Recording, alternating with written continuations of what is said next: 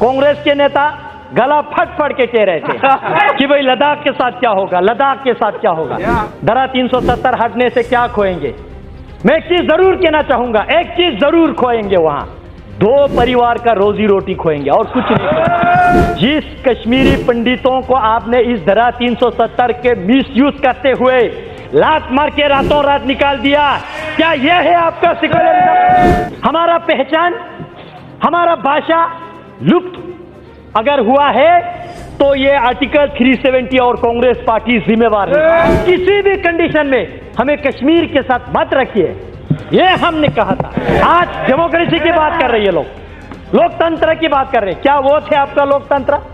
लोगों का आवाज बंद करना, दबे कुचाले रखना। 7 डेकेड्स लद्दाख को बिल्कुल अपनाया नहीं, बिल्कुल फेंक के रखा वहां पे और वक्तव्य दिया इसी सदन में। वो जमीन है का टुकड़ा है जहां पे एक तिनका का घास नहीं उगते हैं। वो आज भी समझ रही कि कश्मीर तो मेरा बाप का जागीर है। नहीं रहा। सुनने की क्षमता रखिए, सुनने की क्षमता रखिए। अभी तो टीलर है। ये परिवारें जो है कश्मीर के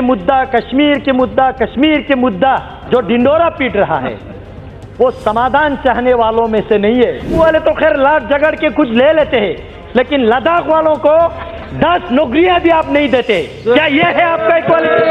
आपने जब भारत सरकार से फंड लेते समय जम्मू कश्मीर लद्दाख तीनों क्षेत्र आप फंड लेके जाते हो, जब लद्दाख में विकास करने के लिए आते हो तो पूरे लद्दाख के फंड आप कश्मीर में खा जाते हो। क्या ये आपका इक्वालिटी है? आज भारत के इतिहास में वह दिन है जो गस्तियां पंडित जवाहरलाल नेहरू जी के लीडरशिप में कांग्रेसों ने किया, उस गस्ती का एक रेक्टिफिकेशन होने जा रहा है और हम सब इसका स्वागत करते हैं। बहुत सारे लोगों ने अध्यक्ष महोदया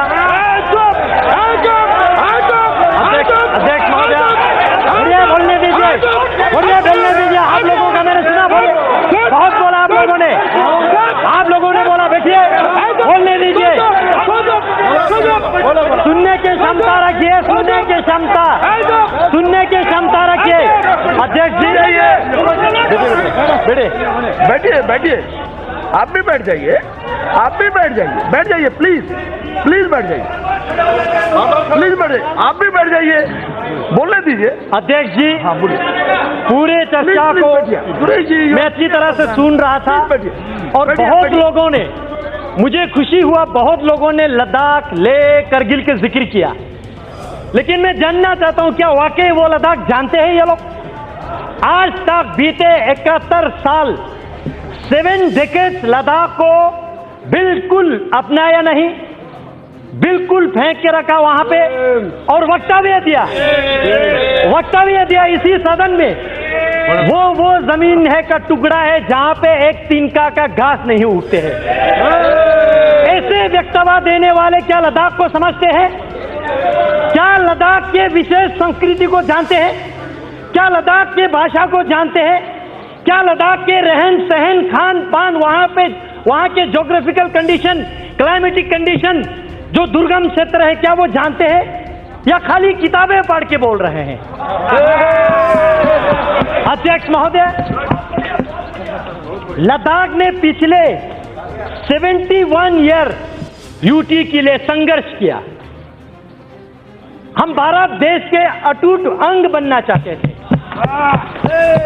1948 में 4 तारीख को पहला ज्ञापन लद्दाख बुद्धिस्ट एसोसिएशन के तब के प्रेसिडेंट ने पंडित जवाहरलाल नेहरू जी को दिया था, तब के प्रधानमंत्री जी को।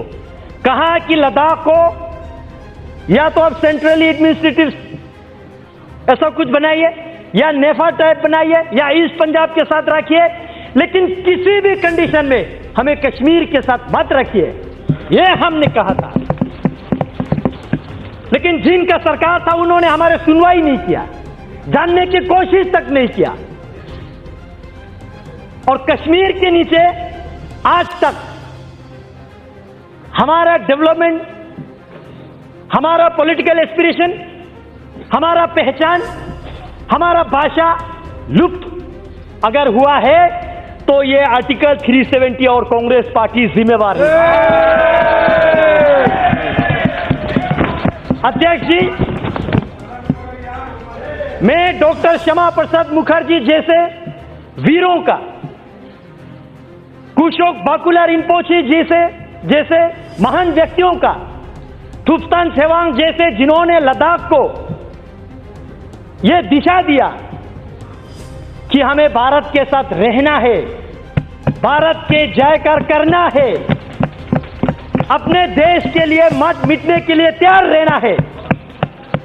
और आज तक बहुत सारे यहां पे हिस्ट्री का रेफरेंस दे रहा था, मैं याद दिलाना चाहूंगा, चाहे 1965 के वार हो, 1971 का हो, या 1999 का हो, या 1948 के कबीले हमला का हो, इतिहास चेक करके देखिए, लद्दाखी ने हमेशा बलिदान दिया, हमेशा देश के लिए मर मिटने के लिए तैयार रहा। लेकिन दुर्भाग्य की बात है, आज यहां पे मेरे साथी कश्मीर के ऑनरेबल मेंबर पूछ रहे थे, धारा 370 हटने से क्या खोएंगे। मैं एक चीज जरूर कहना चाहूंगा, एक चीज जरूर खोएंगे, वहां 2 परिवार का रोजी रोटी खोएंगे और कुछ नहीं खोएंगे। सिर्फ 2 परिवार का रोजी रोटी खोएंगे और कश्मीर के भविष्य उज्जवल होने वाला है।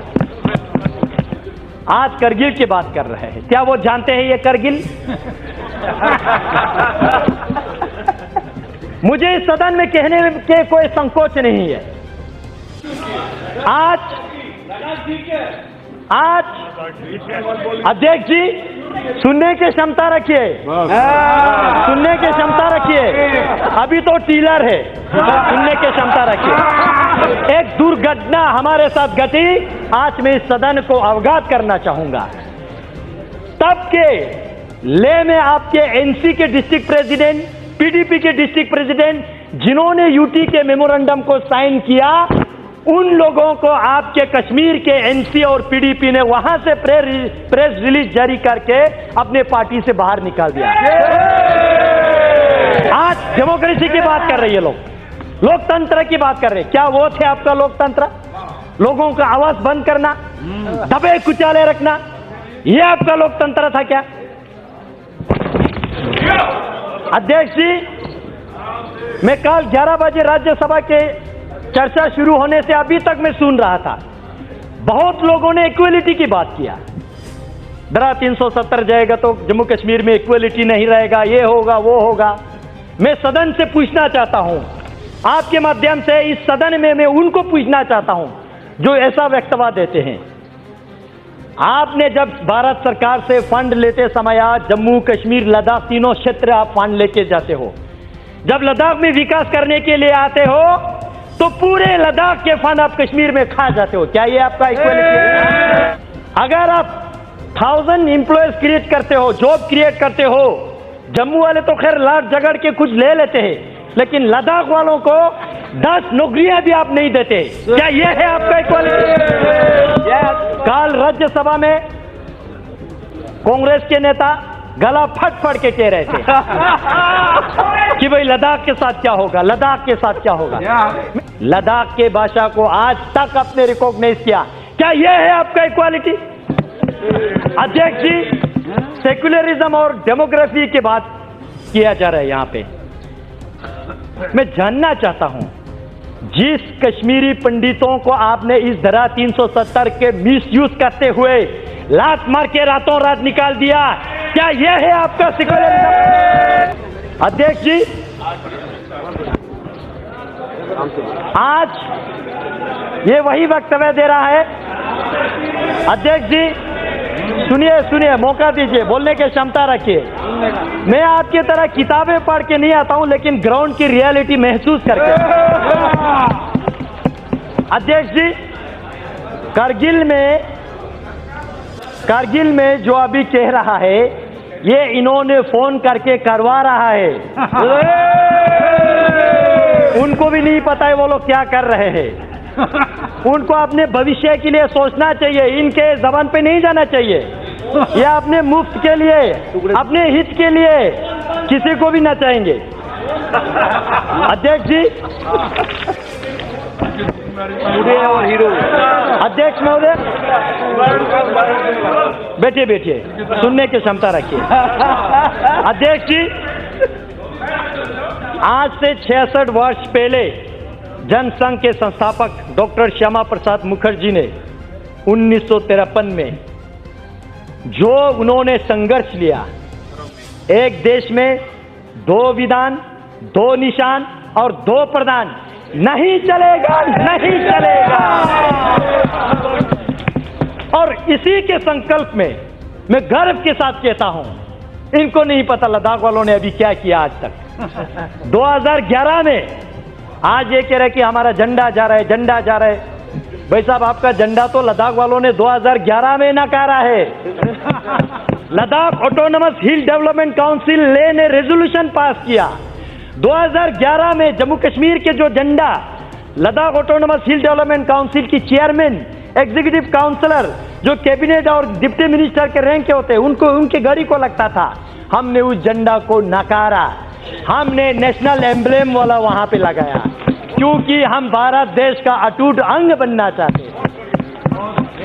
ये है लद्दाख, क्योंकि हम मानते हैं आन देश की शान, देश की है हम संतान है।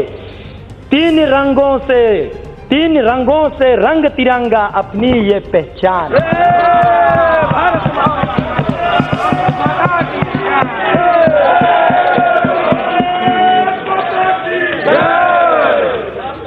अध्यक्ष जी, बड़े आयरनिकल बात है, पंचायत इलेक्शन में पार्टिसिपेट नहीं करेंगे और जब अपने कुर्सी के बारे आएंगे तो पार्टिसिपेट करेंगे। ग्रास रूट डेमोक्रेसी नहीं आने देंगे, लेकिन अपने घर का रोटी चलना चाहिए। ऐसा विचारधारा हम एक्सेप्ट स्वीकार नहीं करेंगे। अध्यक्ष जी, जो कुछ लोग, जो मैं बार बार दो परिवार की जिक्र कर रहा हूं, ये परिवारें जो है कश्मीर के मुद्दा जो डिंडोरा पीट रहा है, वो समाधान चाहने वालों में से नहीं है। They are the parts of problem. वो इस प्रॉब्लम का, इस समस्या का पार्ट बन चुके हैं, अंग बन चुके हैं। नशे में है वो आज भी समझते हैं कि कश्मीर तो मेरा बाप का जागीर है। नहीं रहा, नहीं है। अध्यक्ष जी, मैं अंत में इस भारत के इतिहास में लद्दाखियों के सेंटिमेंट को, एस्पिरेशन को सुना जा रहा है। उस लद्दाख के जो चीन के साथ, पाकिस्तान के साथ सीमाएं लगते हैं, उस लद्दाख के महत्वपूर्ण को समझ रहे हैं।